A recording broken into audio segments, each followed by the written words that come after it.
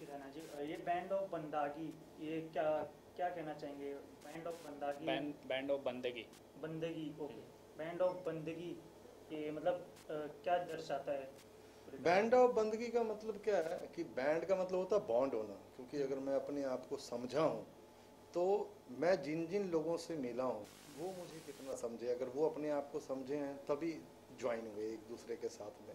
और बंदगी का मतलब है इबादत करना, कि आप समाज को क्या देना चाहते हो, आप मैसेज क्या है आपका, उस मैसेज पे आज की डेट में प्रचारक की कमी हो गई है। आज के टाइम में आप देखोगे जितने भी संत महापुरुष लोग हैं, आज बड़े बड़े पंडाल लगते हैं, दुनिया बैठ के उनको सुनती है, लेकिन प्रचारक जो है वो हमेशा घर घर जा करके अपना मैसेज पहुंचाता है। तो बचपन से मेरा एक एम था कि मुझे बैंड ऑफ बंदगी बनाना है ताकि पूरी दुनिया में वो मैसेज मालिक का पहुंचे। बस ये हम सब की कोशिश है, हम सब साथ में जुड़ करके ये जो अर्थक्वेक आया है, रूह कंबदी जो गाना है, उसमें गाना नहीं है, एक मैसेज है, उस मैसेज को लोग सुने और रिलेट करें अपने आप से, क्योंकि जो इतने भूकंप में जो लोग मर गए हैं, आज बिछड़ गए हमसे, कम से कम कुछ नहीं तो हम प्रे तो कर ही सकते हैं उनके लिए। तो बैंड ऑफ बंदगी का ये मैसेज है। तो किस तरह से फंड रेज होगा, हमने सुना आपके उसके लिए आपको जो ये इवेंट कर रही हैं, थिंकर्स करके एक इवेंट है, वो भी आए हुए हैं, बाहर बैठे हुए हैं, उसके बारे में आपको बताएंगे। मैं सिर्फ कंसल्ट कर रहा हूँ, वो एक चैनल है इन सिंक है, उनके साथ में कैसे जुड़े हैं, क्योंकि वो उनका डिपार्टमेंट है। मेरा डिपार्टमेंट ये है कि मुझे कंसल्ट के लिए बोलेगी तोची जी ऐसे ऐसे एक शो करना है, आप हमारे साथ जुड़ेंगे? बिल्कुल जुड़ूंगा मैं, आप बोलो क्या करना है, ऐसे ऐसे करना है। टिकट शो है, टिकट में जो भी फंड इकट्ठा होगा वो अपने हाथों से जा करके वहाँ पे नेपाल में दे करके आएंगे। तो बस यही एक सेवा भावना है मन के अंदर में कि हम सबको मिल करके वहाँ जा करके अपने हाथों से देना चाहिए। तो आनंद कुमार प्रोडक्शन, जैसे कि हमने सुना, जिन्होंने जिला गाजियाबाद, हाँ जी, और टेलीविज़न भी किया, तो आप दोनों का मिलन कैसे हुआ? क्या सोचे कि अर्थक्वेक के बारे में किया जाए? मैं जब 25 तारीख को लखनऊ में था, अखिलेश यादव जी का टूर्नामेंट चल रहा था वहाँ पे, तो मैं वहाँ पे गया हुआ था। तो 1 घंटे तक तो हम हवा में ही फ्लाई कर रहे थे। जब मैं होटल पहुँचा हूँ और देखा हूँ कि इतने सारे लोग बेचारे चले गए दुनिया छोड़ करके, दूसरे दिन जब मैं बॉम्बे पहुँचा हूँ, शो तो कैंसिल हो गया, 26 को जब 12 बजे आया, मैं 2 बजे के करीब में ध्यान में बैठा हूँ। रात को 11:30 बजे मुझे वो थॉट आया। वो थॉट 11:30 बजे मैंने अभिषेक को फ़ोन करके बताया कि अभिषेक ऐसी सी बात है, अभिषेक जिन्होंने डायरेक्ट किया है विजुअल, और इनसे डिस्कस करने के बाद में जो मेरे बैंड का राइटर है विनय कोचर, पूरी रात हम लोग बैठ करके गाने पे ही काम करते रहे। फिर दूसरे दिन ट्रैक बना, फिर तीसरे दिन गिटार वगैरह डब हुए, फिर चौथे दिन सारे सिंगर, जितने भी सिंगर हैं इसके अंदर में, श्री राम अय्यर है, प्रियंका वैद्य है, रोशनी शाह है, उषा टी रैना है, रामजी गुलाटी है, नीरू रावल, प्रशांत सातों से एंड मैं, हम सब मिल करके श्रद्धांजलि दिए हैं कि जितना हो सकता है ये मैसेज वहाँ तक पहुँचे। और जो डायरेक्शन टीम की बात है, तो जिस हिसाब से अभिषेक ने डायरेक्ट किया, इतनी खूबसूरती से सजाया गया इस चीज़ों को, वो इमोशंस हैं गाने में, मैसेज है, फोटो पे ना जाए, वो फोटो को आप देखो, आपको रिलेट होगा कि ये उनका दुख नहीं है, ये मेरा दुख है। और सबसे बड़ी बात, जो सपोर्ट हमें मिला है वो आनंद कुमार प्रोडक्शन से मिला, आनंद सर का मिला सपोर्ट। पहले तो चीज़ लगे रहो, किसी का 1 रुपया नहीं लगा है यहाँ पे, सब फ्री में काम किए हैं, जो भी खर्चा आया है सब दिल से काम किए, 1 रुपया नहीं लगा किसी का। और जो स्टूडियो का खर्चा आया सिर्फ वही आया, बाकी कुछ खर्चा नहीं आया। और मैं तहे दिल से इतना शुक्रिया अदा करता हूँ उस मालिक का, परवरदिगार का, आनंद सर का, अभिषेक का, पूरी एम्पायर टीम का, जिन लोगों ने आकर के श्रद्धांजलि दी है। कितना मेहनत लगा आपको करने में? मेहनत के क्या बोलेंगे, जहाँ दिल लगा होता है वहाँ मेहनत नहीं देखा जाता है। तो जिस दिन तोची जी का कॉल आया, मैंने 1 लाइन सुनते ही बोला कि इस पे काम करते हैं। और शूटिंग ऐसे हुई ना कि लिरिक्स लिखे जा रहे हैं और हम लोग शूट कर रहे हैं। हमें कुछ नहीं मालूम था कि क्या होगा, लेकिन बस इतना दिमाग में था कि एक ऐसा मैसेज तैयार करना है कि पब्लिक के दिमाग में जाए, और नेपाल की पब्लिक के लिए, चाहे इंडिया में भी, बिहार में भी, जहाँ लोग इससे क्षतिग्रस्त हुए हैं, उनके लोग खड़े हो जाए। तो कुछ लाइनें गुनगुना सकते हैं? बिल्कुल, वो लाइन भी गुनगुनाऊंगा।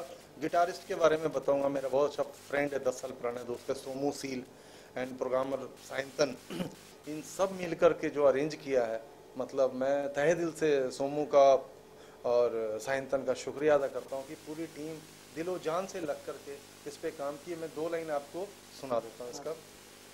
जर भी लुटे या जमीरी भी लुटी, जर भी लुटे या जमीरी भी लुटी मेरे मौला, रूह कंब दी खैर मंग दी है मेरे मौला, मौज तेरी किस रंग दी है मेरे मौला, मच गई हाहाकार ते पे गया रोला, मौला मौला रे मेरे मौला, मौला रे मेरे मौला, मौला रे मेरे मौला, मौला मौला मौला रे मेरे मौला, मौला रे मेरे मौला, मौला रे मेरे मौला, मौला। तो ये लाइन क्या मतलब क्या व्यक्त करता है कि इंसान को मैसेज करता है? रूह कंबदी मतलब इतना बड़ा नुकसान हो गया। आप देखो पूरी दुनिया में क्या एनवायरनमेंट चेंज हो रहा है, क्योंकि मालिक के बनाए हुए नगरी को हम छेड़छाड़ ज्यादा कर रहे हैं, बिल्डिंगें बना रहे हैं, पेड़ पौधे काट रहे हैं, जंगल का जंगल कट रहा है, तो कहीं ना कहीं से असर तो होगा ना। अगर एक आदमी के ऊपर में आप 2-3 आदमी को छाती पे बैठा दो तो कितना बड़ा बोझ वो एकदम से हटा देगा। और जिस धरती ने आपको गोदी में खिलाया, खाना भी दिया, राशन पानी सब दिया है, 5 एलिमेंट्स है, अग्नि जल वायु धरती आकाश, तो उस धरती पे इतना बड़ा बोझ बन गया है, वो तो थोड़ा खिसकेगी ना। फकीर और साइंटिस्ट में फर्क कितना है? अगर आप किसी से पूछो फकीर और साइंटिस्ट में कितना फर्क है, फकीर 1 सेकंड में पहुंच जाता है मालिक के पास ध्यान लगा के, लेकिन साइंटिस्ट को पूरी जिंदगी साधना करनी पड़ती है, स्टडी करना पड़ता है, तब उसके दरवाजे तक पहुंचता है। रूह कंबदी का मतलब है कि इतना नुकसान होने के बाद में रूह कांप गई है, खैर मंग दी, दुआ मांगता है ना, रूह मंग दी खैर मंग दी है मेरे मौला, मौज तेरी किस रंग दी है ऐ मेरे मौला, मच गई हाहाकार, पूरी दुनिया में हाहाकार ही तो मचा हुआ है, सब जगह लड़ाई झगड़े दंगे फसाद। क्यों भाई? उसने ये सोच करके तो नहीं दिया ना आपको दुनिया, लोगों से प्यार खत्म हो गया, एक दूसरे से मिलते नहीं है, अप्रिशिएट नहीं करते हैं, अंदर ही अंदर जलते रहते हैं। क्यों भाई? आप सब भूल गए हो। तो जो हमारा संस्कार है ना, जो हमारा संस्कार मालिक ने हमें दिया, ईस्ट का संस्कार जो है वो अलग है, वेस्ट का अलग है, क्योंकि आप अपने संस्कार को भूलते चले जा रहे हो वेस्ट को देख करके, और वेस्ट का झुकाव ईस्ट की तरफ हो रहा है। तो आप कम से कम उस मालिक का शुक्रिया अदा करो, जो नेचर चेंज हो रहा है उस नेचर के ऊपर में आप काम करो, ताकि लोग नेचर के साथ रहें, नेचर से खिलवाड़ ना करें। ये बैंड ऑफ बंदगी का मैसेज है। तो क्या मैसेज देना चाहेंगे आप? यही जो मैंने बोला है, यही मैसेज है कि पूरी दुनिया के अंदर में जो चल रहा है ना, हर आदमी एक दूसरे से प्यार मोहब्बत करें, प्रे करें। ये नहीं कि मैं मंदिर चला गया और मंदिर जाके धूपबत्ती प्रसाद लगा दिए, कुछ नहीं होने वाला इन मंदिरों में जाकर के। जब तक आप वेदों का पाठ नहीं करोगे आपकी शुद्धि नहीं होगी शरीर की। आप पाठ पूजा करोगे तभी आपके विचार भी चेंज होंगे, और उन विचारों को जब तक आप दूसरे से शेयर नहीं करोगे तब तक वो विचार आपके मन में रहेगा। और ये विचार आपको गुरु ग्रंथ साहब में भी मिलेगा, कुरान में भी मिलेगा, बाइबल में भी मिलेगा, वेदों में भी मिलेगा, भगवत गीता में भी मिलेगा। इनको पढ़ने के बाद में आप एक दूसरे से शेयर करो, वरना कुछ नहीं रखा है जिंदगी में। उस मालिक ने एक झटका दिखा दिया है, उसका झटका बहुत तगड़ा है, क्योंकि वही है जो पूरी दुनिया को चला रहा है। नहीं तो भगवान को कोई ढूंढ के दिखा दे। साइंटिस्ट तो बहुत ऊपर तक पहुंच गए हैं ना, दिखाएं भगवान कहाँ पे हैं, वो सबके अंदर हैं, उनको देख नहीं सकता। देखने के लिए आपको महसूस करना पड़ेगा, और भगवान आपको सूर्य है जो सुबह उठ करके रोशनी दिखाता है, वो मेरे लिए भगवान है।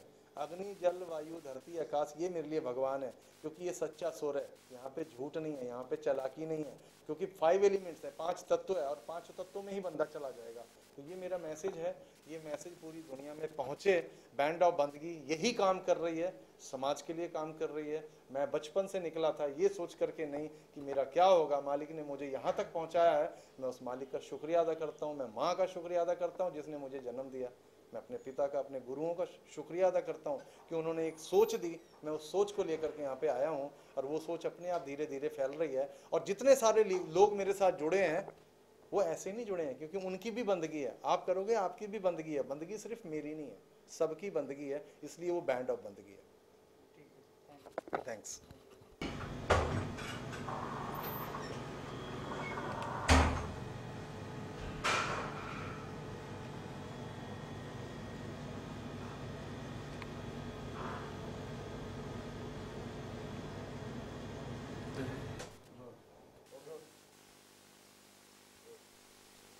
इस सफर में जो मैं यहाँ तक पहुँचा हूँ, इसमें सबसे बड़ा अगर हाथ किसी का है तो मेरी वाइफ का है, उषा टी रहना।